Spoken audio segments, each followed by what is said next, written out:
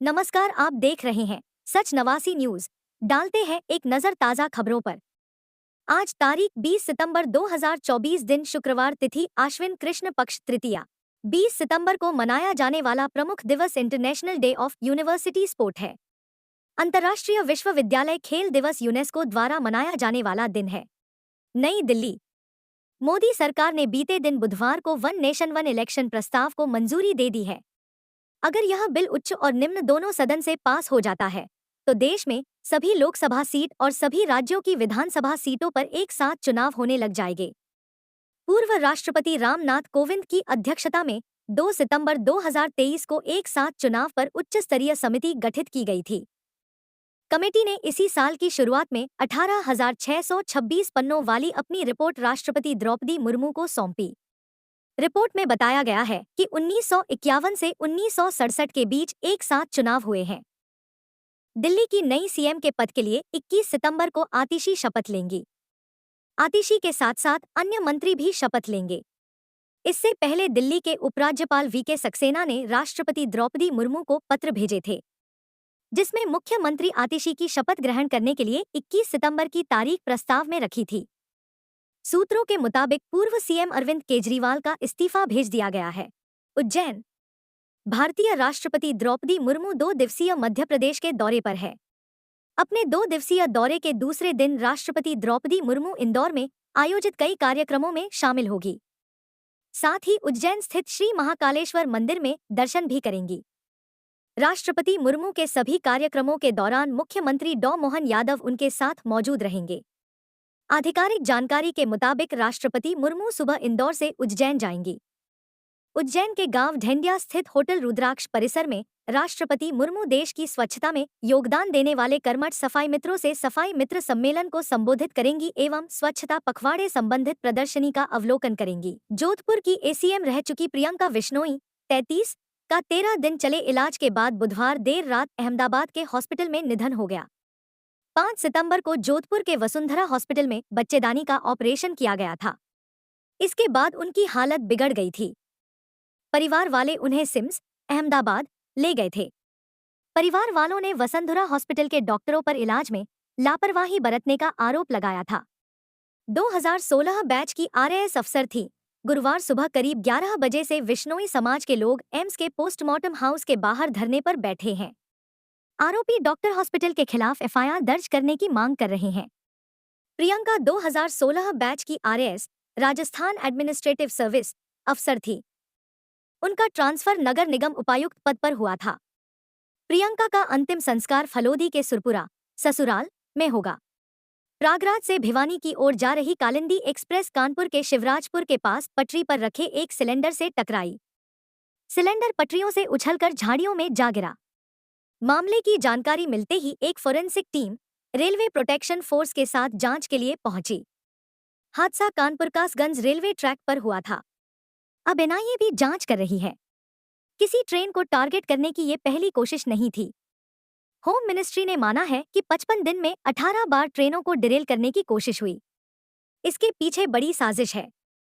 जांच एजेंसियों को इसके पीछे इस्लामिक स्टेट के खुरासान मॉड्यूल और पाकिस्तानी खुफिया एजेंसी आईएसआई का हाथ होने का शक है। पाकिस्तान में बैठे आतंकी फरहतुल्ला गौरी के वीडियो ने भी इसकी पुष्टि कर दी है। केंद्रीय गृह मंत्री अमित शाह ने भी कहा है कि रेल हादसे कराने की साजिश लंबे समय तक नहीं चलेगी। भारत और अमेरिका की सेना का 72 घंटे का काल्पनिक युद्ध गुरुवार से शुरू हो गया है। बीकानेर की महाजन फील्ड फायरिंग रेंज में धमाकों की गूंज सुनाई दे रही है। दोनों देशों के सैनिक मिलकर दुश्मन के ठिकानों को ढूंढकर ध्वस्त कर रहे हैं। काल्पनिक युद्ध में दोनों देशों के 600 से 600 जवान हिस्सा ले रहे हैं। भारत की 9वीं राजपूत रेजिमेंट के जवान पैदल आगे बढ़ेंगे। वहीं अमेरिकी जवान M777 हॉवित्जर तोप को तैनात करने से पहले दुश्मन के ठिकानों की एक्यूरेसी सटीकता का पता करेंगे। पिछले 12 दिन तक दोनों देशों के जवानों ने जो कुछ भी एक दूसरे से सीखा है उसको काल्पनिक युद्ध में अमल में लाएंगे। अभिनेता सलमान खान के पिता और राइटर सलीम खान को मुंबई में एक महिला ने धमकी दी है।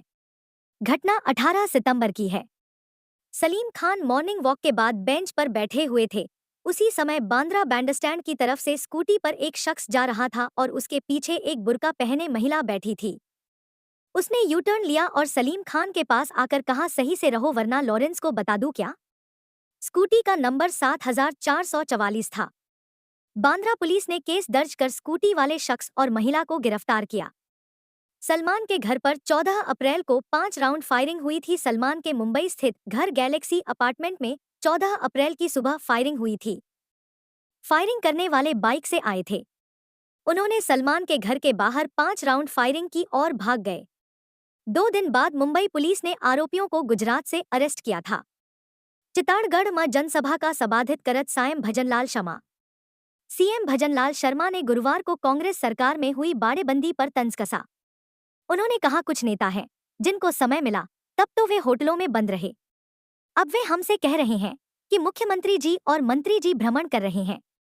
चित्तौड़गढ़ में सभा में सीएम ने कांग्रेस की ओर से उनके विदेश दौरे को लेकर की गई टिप्पणी का जवाब देते हुए कहा, आपने तो होटलों में मौज मारी थी, हमारे मंत्री एक एक ढाणी गांव और पूरे राज्य में जा रहे हैं। सीएम ने कहा, हमारा एक मंत्री किसी जिले में है तो दूसरा मंत्री किसी और जिले में जा रहा है, आपकी तरह होटलों में नहीं है। आप जो ट्वीट करके कह रहे हैं तो अपने समय के ट्वीट भी देख लेना, आपने कितने ट्वीट किए हैं। देश भर से आने वाले श्याम भक्त खाटू तक ट्रेन से आ सकेंगे। रींगस से खाटू तक रेलवे ट्रैक बिछाने की तैयारी है। ये ट्रैक 17.49 किलोमीटर लंबा होगा। इस पर 254.07 करोड़ रुपए खर्च होंगे। अभी खाटू श्याम जी के दर्शन करने देश भर से ट्रेन से आने वाले भक्तों को रींगस रेलवे स्टेशन पर ही उतरना होता है। उसके बाद बस या अन्य वाहनों से खाटू के लिए रवाना होते हैं।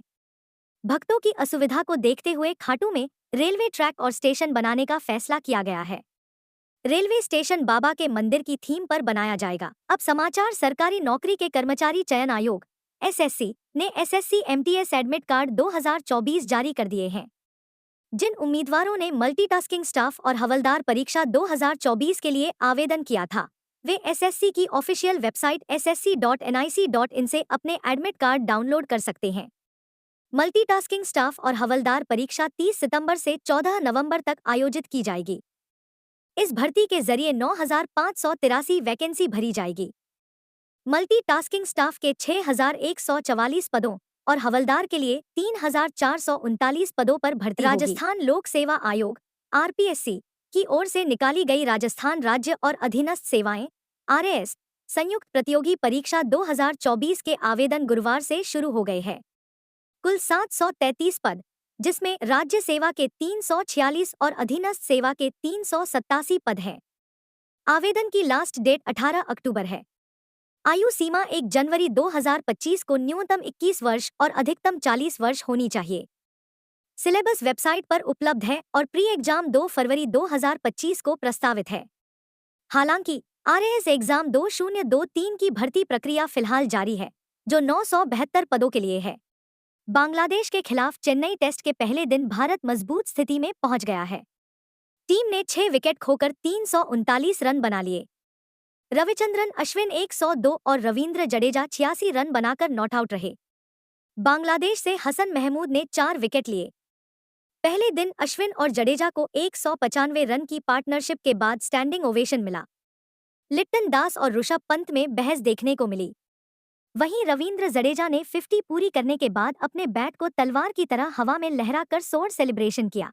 दौसा के बांदीकुई में बोरवेल के पास हुए गड्ढे में करीब 17 घंटे फंसी रही 2 साल की मासूम को एनडीआरएफ ने सुरंग खोदकर बचा लिया है। बुधवार शाम 5 बजे गड्ढे में गिरी बच्ची को गुरुवार सुबह करीब 10:10 बजे सुरक्षित बाहर निकाला गया। बच्ची को बचाने के लिए एनडीआरएफ की टीमों ने लगातार 12 घंटे तक खुदाई की थी।